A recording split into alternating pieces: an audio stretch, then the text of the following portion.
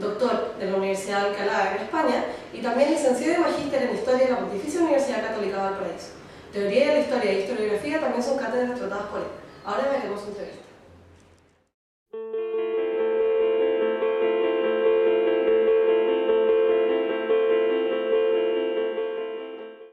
Bueno, en lo inmediato, por ejemplo, el viernes tengo un seminario sobre Iglesia e independencia, por ejemplo, independencia americana latina.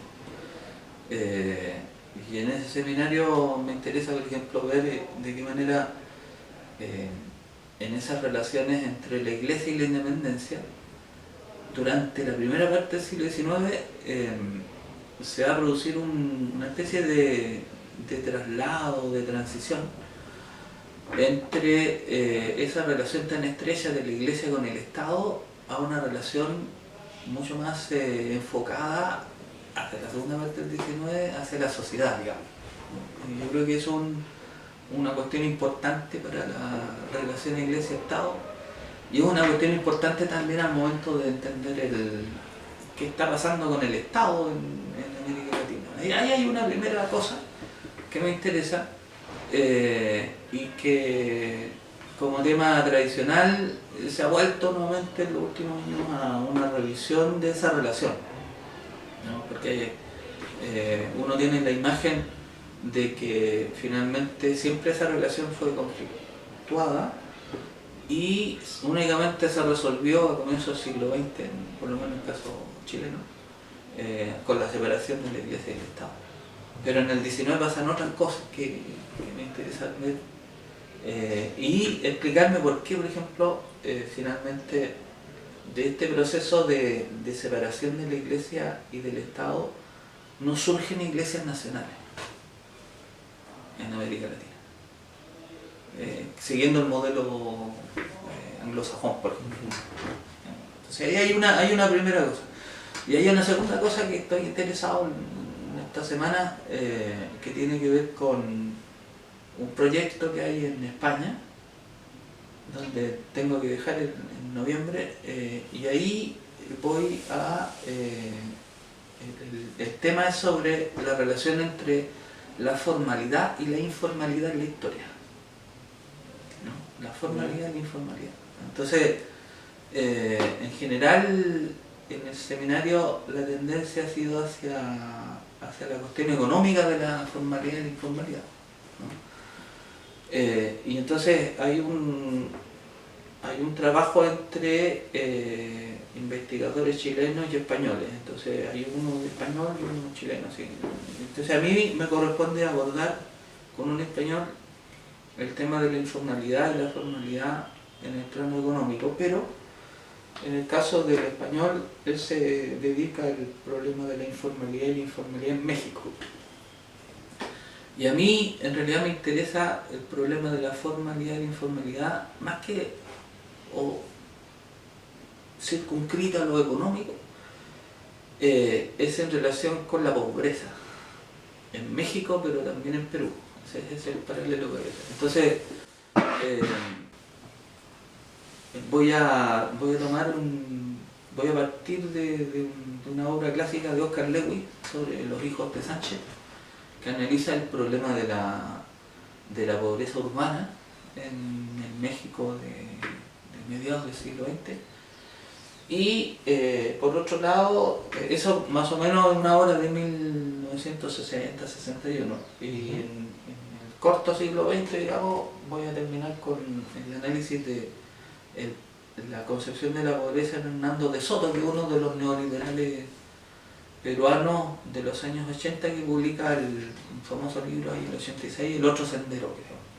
Entonces, pero a mí me interesa en realidad la pobreza no solo en un sentido económico, porque existen mediciones acerca del avance, el retroceso que llega a la pobreza a través de todo el siglo XX, sino que me interesa la pobreza también desde el punto de vista de la experiencia existencial, o sea, del sujeto, los pobres, ¿no? Y en ese sentido yo creo que hay valoraciones diferentes, por un lado de la pobreza material, digamos, evidentemente que se considera negativo la existencia de pobres materiales, pero por otro lado hay una valoración cultural también de lo que de pronto la pobreza genera como cultura, porque es el impulso hacia la se supone la experiencia peruana, mexicana que yo vi, bueno, y en América Latina también se ve en el transcurso del siglo XX por lo menos, de que desde la pobreza también pueden surgir y se pueden incrementar valores de solidaridad, ¿cierto? De ayuda mutua, que al final tienen que ver con conciencia de clase, con visiones a partir de esas situaciones extremas, digamos, respecto de la posibilidad de un nuevo mundo, de una nueva sociedad, etc. O sea, eso también está presente. Entonces, estoy como en eso, en lo inmediato, digamos. O sea, por un lado el tema de la iglesia y la independencia, y por otro lado el problema de la pobreza en la América Latina del siglo XX, que está situada en la frontera entre lo formal y lo informal. Bueno, en eso estoy, digamos, abocado, digamos, en este segundo tema.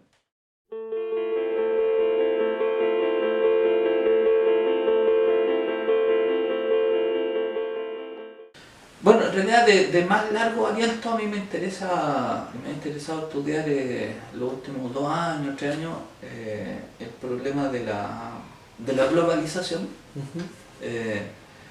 y de la relación de la globalización con los modelos de crecimiento económico y de desarrollo social. En eso he estado situado, digamos. Y en verdad me he encontrado con el problema de la pobreza, me he encontrado con el problema de la marginalidad, me he encontrado con el problema de la relación entre el Estado y no tanto la Iglesia, sino que el Estado y la sociedad, digamos, en relación con ese problema.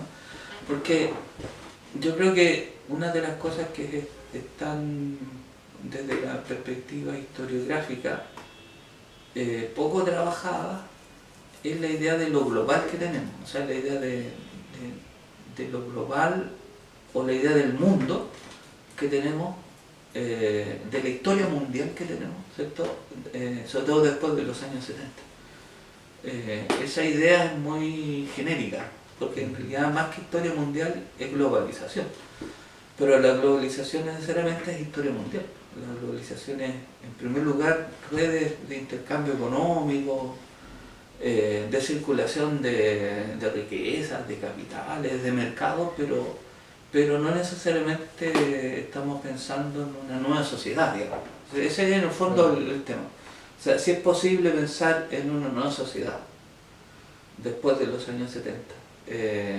Y hasta qué punto pensar en una nueva sociedad implica esclarecer esa imagen que es la que aparece frecuentemente para dar cuenta de la relación de los individuos o de las sociedades particulares con el mundo, que es la imagen de lo global. He estado en esa línea general, y en esa línea general he estudiado cosas específicas, por ejemplo, el neoliberalismo chileno, o sea, en qué consiste, cómo se planta, de qué manera en el neoliberalismo chileno existe no solo una crítica hacia el liberalismo social, digamos, del siglo XX, sino que también una apuesta por una nueva sociedad. Pero ahí es donde yo veo que esa apuesta no existe, o sea, existe más bien la apuesta por una nueva economía y por una nueva forma de Estado, pero no existe la apuesta por una nueva sociedad. Entonces es vinculado ese problema con el problema de la globalización, que es algo que me viene dando vuelta. Hay un grupo interesante trabajando eso en Valdivia, y ahí, de hecho, tuvimos un encuentro en marzo y ahora viene otro encuentro en marzo del próximo año. Ahí lo que hay gente no solo de historia, sino de geografía, ¿no es cierto?, de antropología, de sociología, de economía, y hay no solo chilenos, sino también argentinos, brasileños. Entonces están también en esa idea de poder pensar el problema del neoliberalismo en relación con la globalización, pero también en relación con los espacios regionales. ¿Cómo quedan esos espacios regionales entre los espacios nacionales y tradicionales y estos espacios más globales, digamos?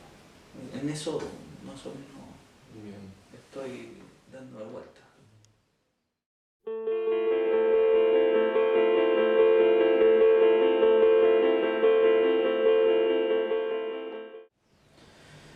Bueno, lo que la gente en Valdivia ha estudiado para la región de Valdivia, digamos, al sur de Chile, es cómo los actores económicos, empresarios, gente vinculada al campo,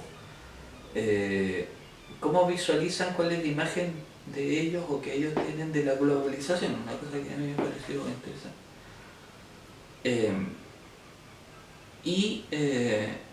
Sin duda que esta dinámica naturalmente tiende a romper la idea de la soberanía, de las fronteras nacionales, y por lo tanto es la tendencia a mirar hacia el otro lado, digamos. O sea, por ejemplo, en el caso del sur, bueno, ¿qué pasa entre el sur y Argentina?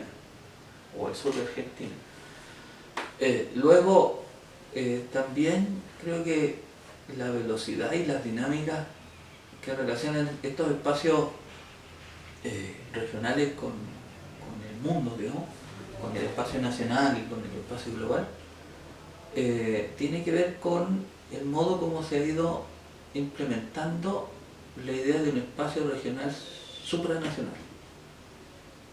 O sea, yo creo que la perspectiva o la proyección es a pensar ya no solo lo regional al interior de lo nacional, sino que lo regional cruzando lo nacional, o sea, lo regional pensado como región supranacional, ¿no? Continental supranacional.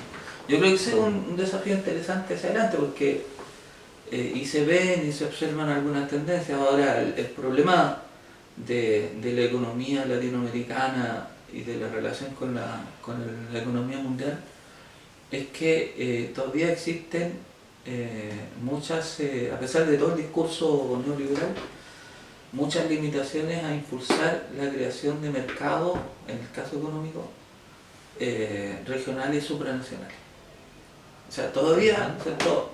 El neoliberalismo que apuesta a la globalización sigue aferrado a la idea de la relación con el mundo, de una economía nacional con una economía global, pero no está pensando en ampliar, en atravesar esa frontera de lo nacional hacia lo supranacional, regional, continental, porque eso implicaría también modificaciones políticas. Es decir, tratar de pensar los espacios ya no solo bajo la soberanía del Estado-Nación decimonónico, digamos. Y eso lleva finalmente a una transformación necesaria en el modo de ordenar la política, en el modo de ordenar el Estado, digamos, etc. O sea, yo creo que ese es un desafío mayor.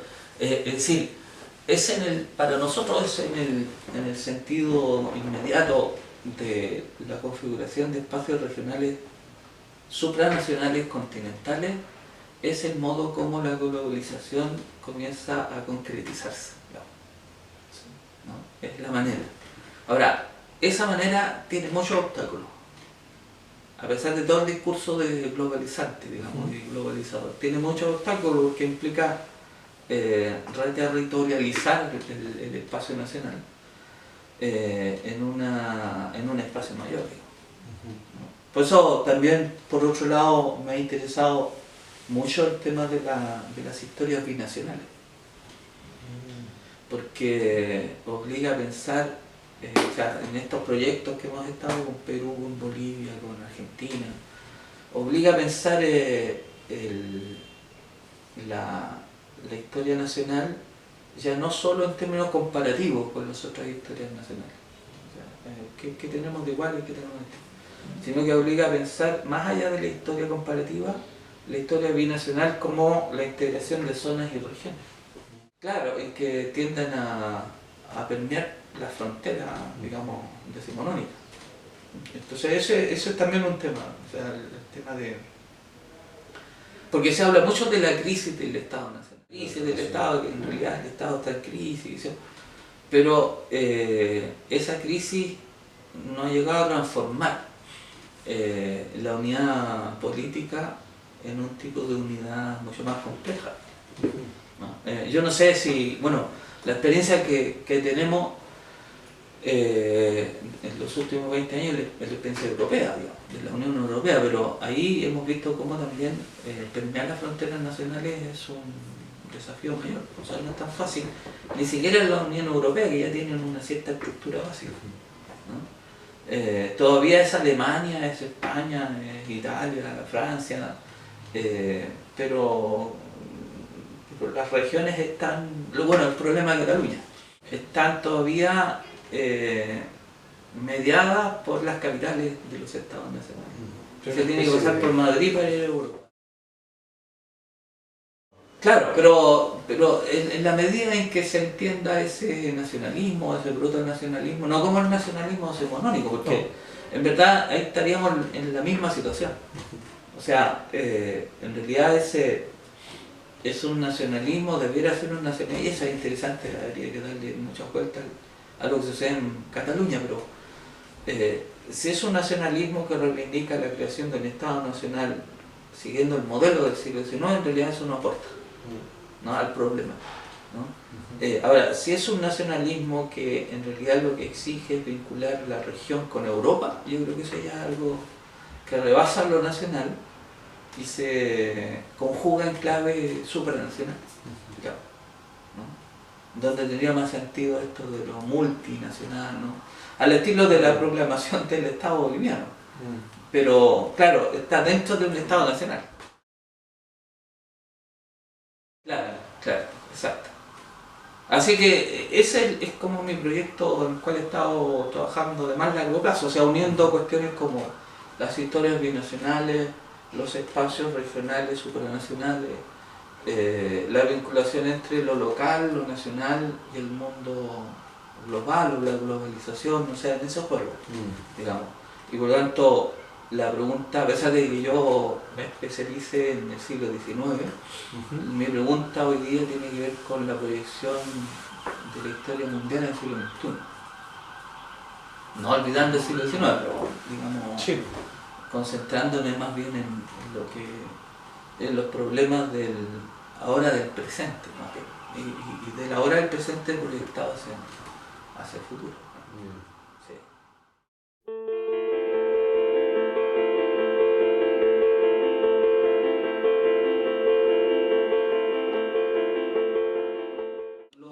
La primera pregunta yo diría que me sitúo en lo más inmediato, o sea, la relación Iglesia-Estado en el siglo XIX y la cuestión de la formalidad y la informalidad en la América Latina del siglo XX. O sea, estoy en lo más inmediato. Y en la cosa de mediano plazo, y la proyección de eso es, como te decía, la relación entre lo regional, lo nacional, lo nacional o supranacional, continental, y lo global. Esos son ese espacio. Y en esa proyección y en ese espacio, algunos problemas que acompañan mi inquietud, digamos, ¿no? Como por ejemplo, bueno, ¿qué sucede con la sociedad? Esa es una cuestión clave, porque todo indica de que en la transición al siglo XXI, digamos, ¿no?, hubo una reformulación, una reestructuración de la economía. O sea, claramente transitamos del mundo de la economía desarrollista, digamos, de la economía neoliberal. Hubo una reestructuración del Estado, o sea, ahí transitamos desde el Estado desarrollista al Estado neoliberal, pero no se percibe una reestructuración de la sociedad. Yo creo que ese es un punto álgido, digamos, complejo. y por ende, por eso es que el imperativo económico hoy día de la política económica pasa más por el crecimiento que por el desarrollo, porque claro, el desarrollo tiene que ver con sociedad, tiene que ver con integración, con ideas de sociedad. Entonces siento que no está clara en el plano social la nueva sociedad. Eso no aparece, no es objeto de...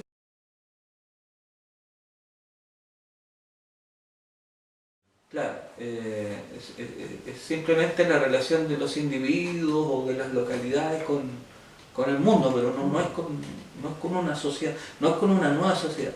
Entonces, la preocupación histórica por la nueva sociedad yo creo que es una cosa que se vincula con estas preocupaciones de pensar lo local, lo regional, lo continental y lo global, digamos, o sea, en esa lógica, ¿no? Y por ahí pasa también la idea de América Latina, yo creo, ¿no? O sea, la historia de América Latina es historia nacional, pero también es historia binacional, ¿no? Hay historia regional, continental, o sea, por ahí pasa eso. Entonces la posibilidad de la nueva sociedad, yo creo que eso es algo que ha estado en el centro de mis preocupaciones y que podría identificar la directriz de toda esta búsqueda más o menos dispares, digamos, o sea, desde la iglesia al Estado, al neoliberalismo, digamos, o sea, muy heterogéneo, pero digamos, yo creo que tienen un eje, ¿no? Tienen una columna, ¿no? Y ese eje o esa columna finalmente llega a la pregunta por la sociedad, por la nueva sociedad. O sea, cómo pensar históricamente la nueva sociedad. Esa es una preocupación, digamos.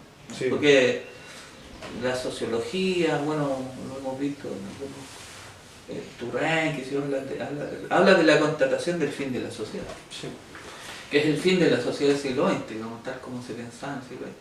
Pero la pregunta es, bueno, existe, es como el fin de la historia, ¿no? El fin de la sociedad implica el fin de toda posibilidad de articular una nueva sociedad, o en verdad hay posibilidades de articular una nueva sociedad. ¿Y cómo podría ser eso?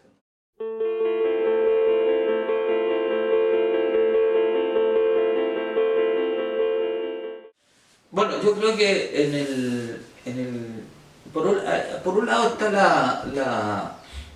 la tendencia a que empuja la relación de lo local con lo global hacia lo supranacional, o sea, eso es parte, y además eso impulsado por el aumento de las migraciones, por ejemplo, de los flujos migratorios, o sea se permite pensar, por lo menos, que la idea no sea tan extraña, de, bueno, a lo mejor a la larga y con el tiempo el flujo de nuevas migraciones, si se continúa, digamos, así, nos va desde una perspectiva demográfica, desde una perspectiva social, nos va a permitir pensar en una nueva sociedad, incluso en Europa.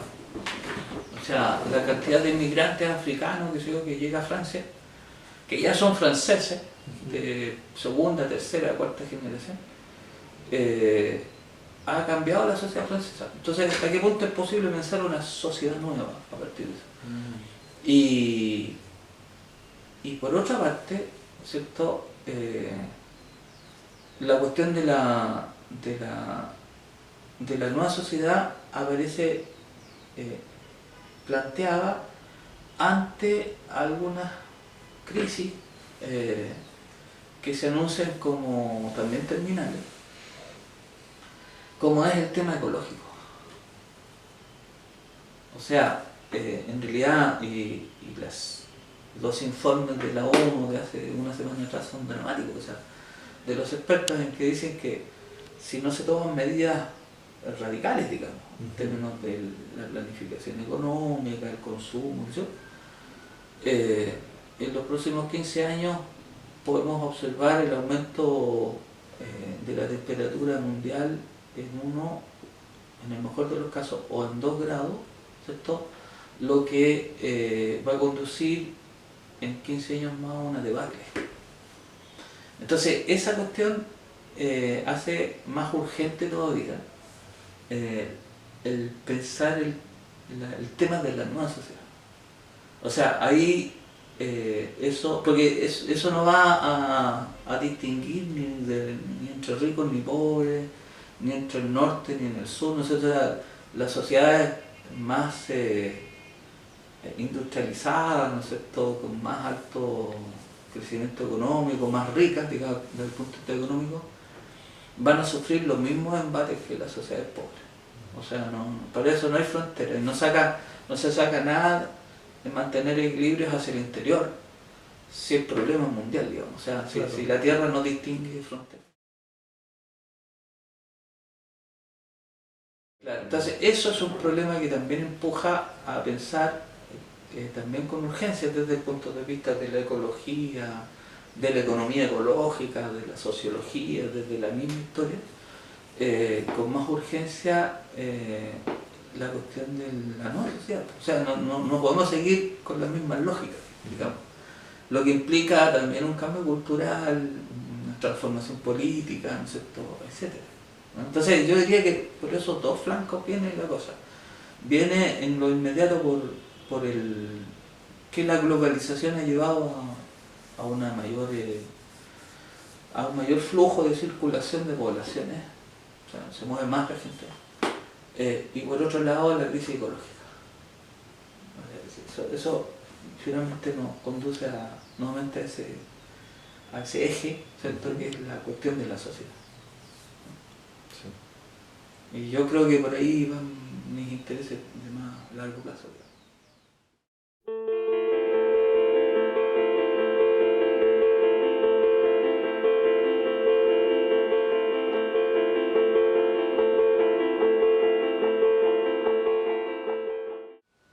No, a mí me parece siempre pertinente ese tema. Yo creo que la cuestión de la revolución y de la contrarrevolución finalmente tiene que ver con la sociedad moderna, digamos. O sea,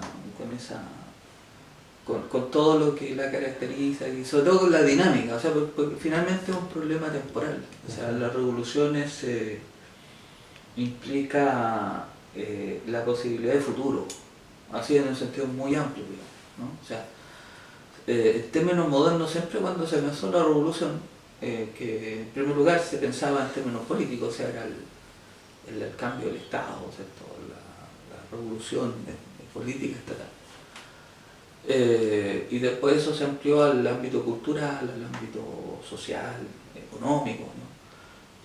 Siempre la revolución implicaba la posibilidad del futuro. O sea, la revolución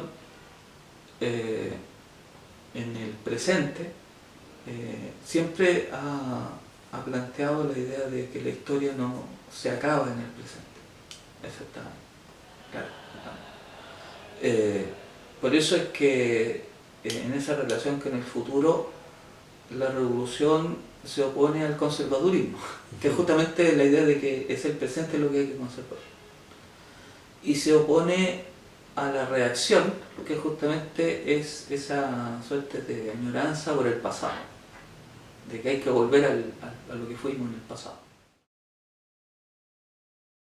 Claro, entonces ahí en esa relación, lo primero es que la revolución tiene que ver con una valoración del tiempo y sobre todo de una dimensión del tiempo que es el futuro.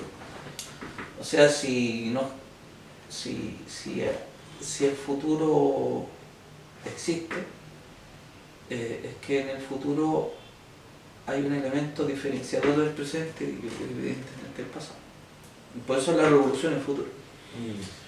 Y la contrarrevolución es, por el contrario, aquella que nos quiere sujetar o al presente o nos quiere retrotraer al pasado. O sea, por eso es que la contrarrevolución siempre es conservadora o es reaccionaria. Ahora, en el momento actual, bueno, claro, los historiadores tienden a llevar la observación de sus objetos de estudio al pasado. Entonces, como tú dices, bueno, está la Revolución Rusa, está el aniversario de X, ¿no? pero esa es la relación del pasado, pero el pasado hay que relacionarlo con el presente. Claro. Y yo creo que no tiene sentido estudiar hoy día la revolución rusa, ni la revolución cultural, no sé, la revolución industrial, ¿no es cierto?, etcétera, si no nos preguntamos por la actualidad de la revolución. Es una cosa muy leninista, pero sí, la actualidad de la revolución. La actualidad de la revolución hoy día, la pregunta por la actualidad de la revolución es la pregunta si tenemos futuro. Eso es, ¿no? Y tal como lo veníamos planteando a propósito de las preguntas anteriores, en verdad la actualidad de la revolución tiene que ver hoy día con el problema de la nueva sociedad y tiene que ver hoy día con el problema de los desequilibrios ecológicos.